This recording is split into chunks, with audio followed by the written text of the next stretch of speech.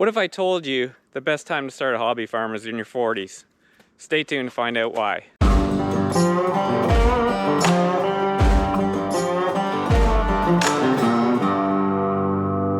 Welcome back to Breezy Acres in Nova Scotia, Canada. We're taking the dogs for a walk here. I'm trying to get this channel to monetization, so we're really trying to get to 1,000 subscribers and a bunch of viewed hours. So if you like the content, then feel free to subscribe and like the video. Starting a hobby farm wasn't really on my agenda 5 years ago, not even 3 years ago. We'll give all credit to my wife because I think she knew that I was ready to do this more than I did. I think starting a hobby farm in your 40s is ideal because by the time you hit 40, you've pretty much kind of figured out what you like to do. You've hopefully built up some equity in a house that you can turn around and sell to buy a farm, and or a property that you can turn into a farm.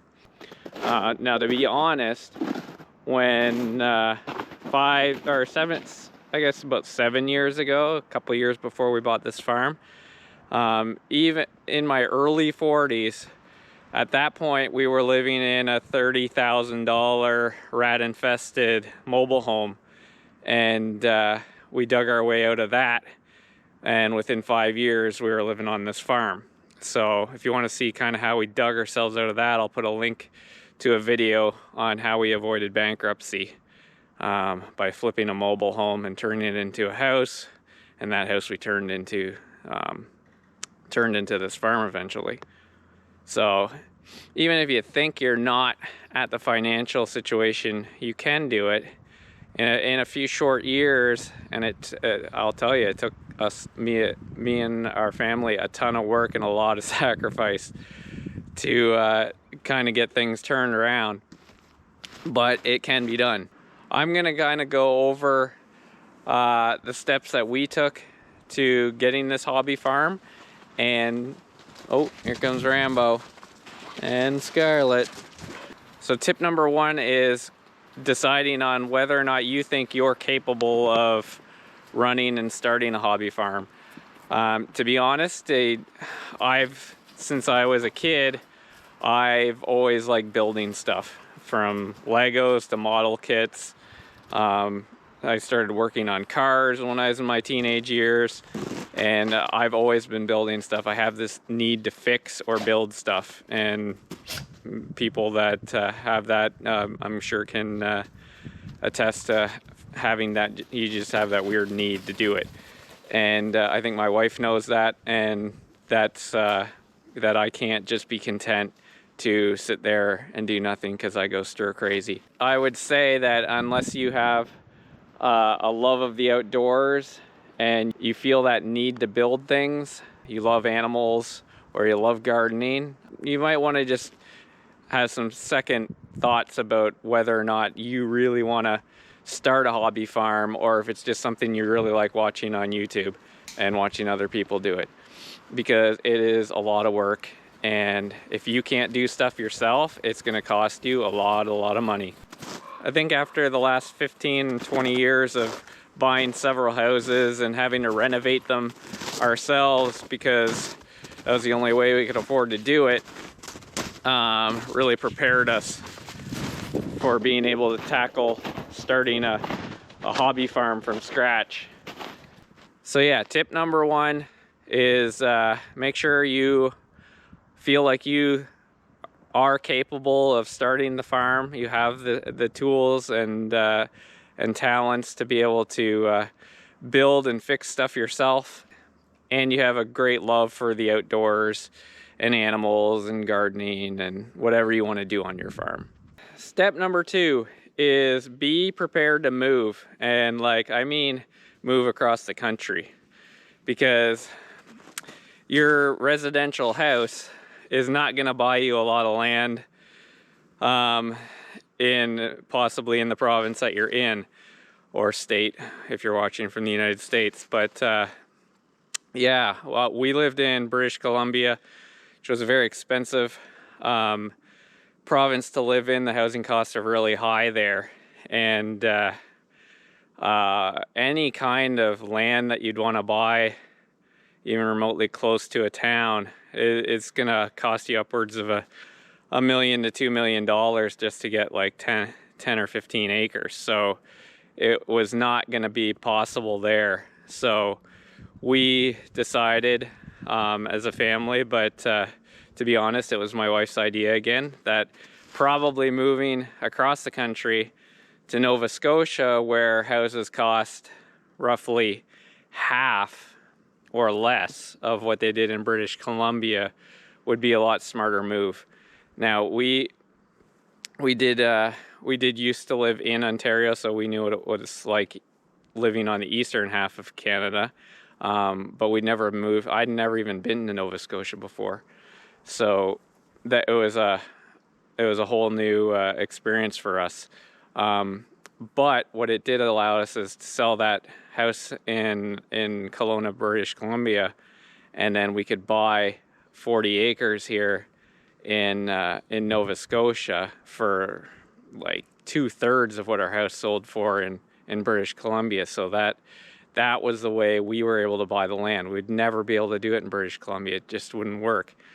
Now, when you do that kind of big move like that, it is in your best interest to try to find a job that you can get beforehand, so that you can move to that province or move to that area for the job, because it's going to save you a ton of money on income tax. You can do all your tax write-offs because you moved for a job. So any fees that you incur on selling the house early to break the mortgage, any real estate fees that you incur, all that stuff, the moving truck, all your other miscellaneous moving expenses can all be written off on your next year's tax. So it really lowers your income. And when it lowers your income, what you also want to do when you get to the province that you're moving to, or state, is check to see if there's any state rebates that are available for, I know in Nova Scotia here they had an oil to heat pump grant, that if you fell below a certain income, you could qualify to get new heat pumps for your house, and it was like $15,000. So we're currently taking advantage of that because last year's income shows that we fell below the threshold. So try to see if there's anything like that, and it's going to really help you come out ahead.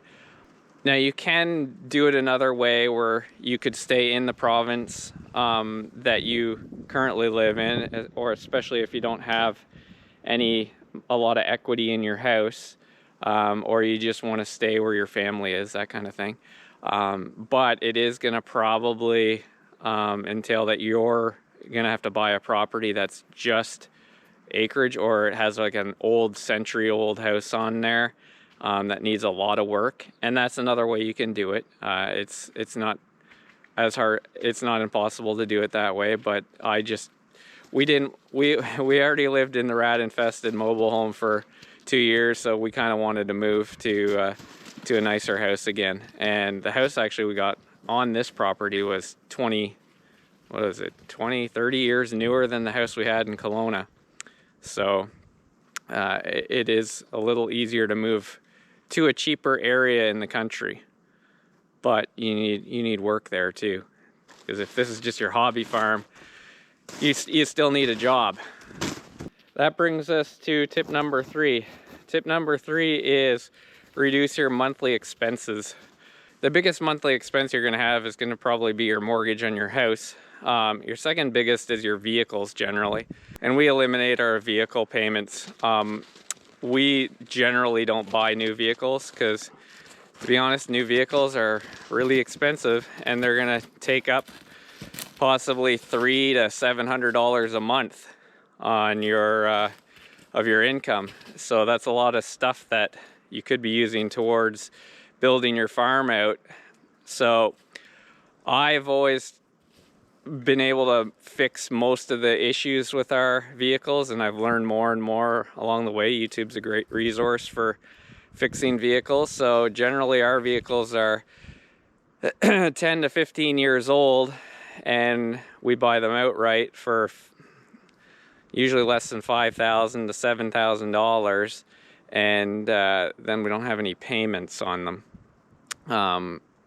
So that's a good way to free up cash flow so you can do other things. And to be honest, I would probably rather spend the money on building up the farm or buying equipment that helps make your life easier on the farm. Another expense you're probably not going to be able to do for a little while is vacations, especially if you got animals. Like, it's once you start getting animals, it's harder to get away from your house. So if you like vacations, you might want to have some second thoughts about getting too many animals that you can't get looked after while you're gone.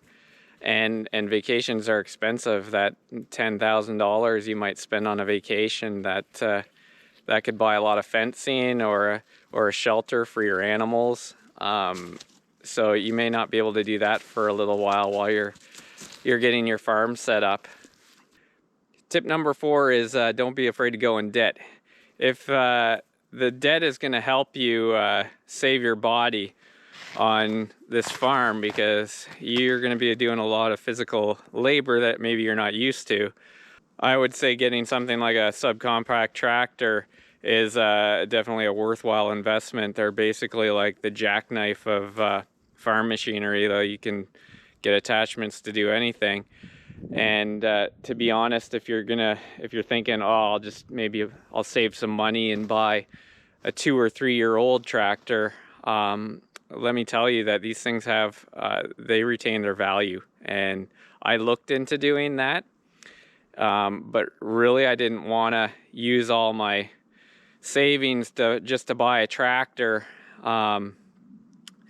And really it only saved you a few $1,000s, and then you may not get the warranty on it that you get on a new one. So I don't generally buy new stuff. Like I said, we always buy old vehicles, but the tractor was just something I thought we're gonna need, because I could break my back for the next year and a half digging post holes and moving stuff all manually, but it's not worth it, because you're just gonna break down a lot sooner. So I would say getting anything that's going to help you on your farm to build it is a worthwhile investment. And to be honest, a lot of these tractors, people sell them in like 10 years and they get like 3/4 of their value back. So even if you don't end up needing it a few years later and you're not using it, you can probably get most of your money back that you spent on it. So I think the tractors are a worthwhile investment.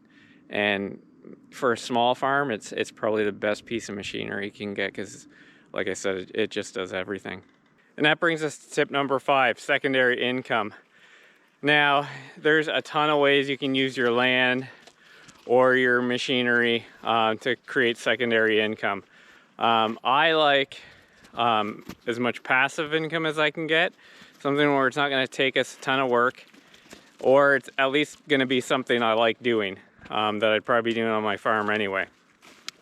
So one of our incomes is having an Airbnb trailer here in the summer, where we bought this trailer off Facebook Marketplace for $5,000, and it generally makes about $6,000 to $7,000 a year.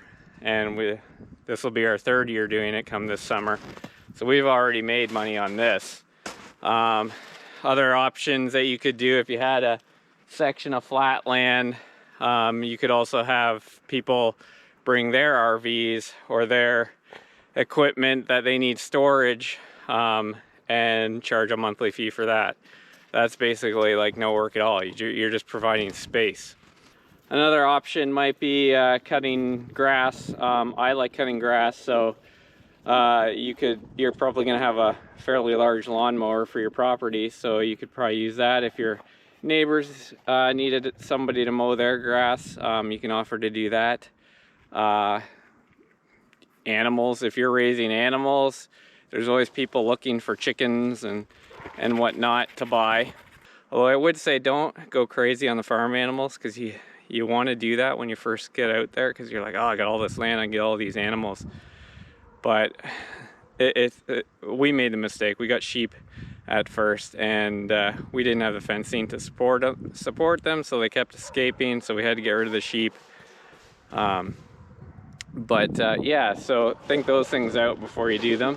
But yeah, there's endless things you can do with your land. If you have a little compact tractor and you really like running that machine, you can get a flatbed trailer and start advertising to do grade driveways or brush cut, that kind of thing. So all of these are side incomes that if you lived in the city, you wouldn't be able to do. So they're really good opportunities that you can make a supplemental income to cover stuff like a tractor payment. So that's what we do.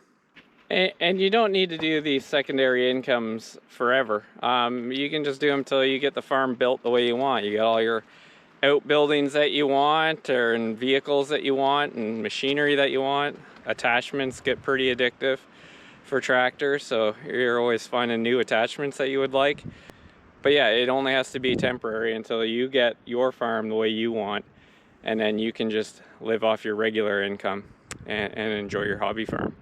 So to recap, these were the steps that we took, and not everybody's going to take the same steps, but these are the ones we found successful. So number one, I was pretty sure I was capable of starting and building the hobby farm. Number two, we moved across the country to find the cheapest land we could. Number three, we reduced our monthly payments. We don't have any new vehicles that require payments. Any kind of subscriptions that we had, we kind of narrowed those down to the ones that we only need. So we primarily have our regular utility bills and our mortgage, except our tractor payment, which we had to do, which is step number 4. Don't be afraid to go in debt for stuff that will help you build your farm quicker and save your body in the process, because you don't want to be a broken down farmer at age 50.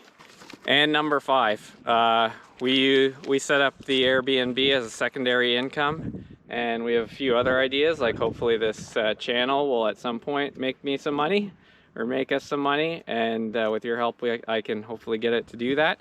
So I hope the video helps some of you make some hard decisions, because it is a huge decision in anybody's life to do all these things. And anyway, we'll be talking. I almost forgot this tip. This is a bonus tip.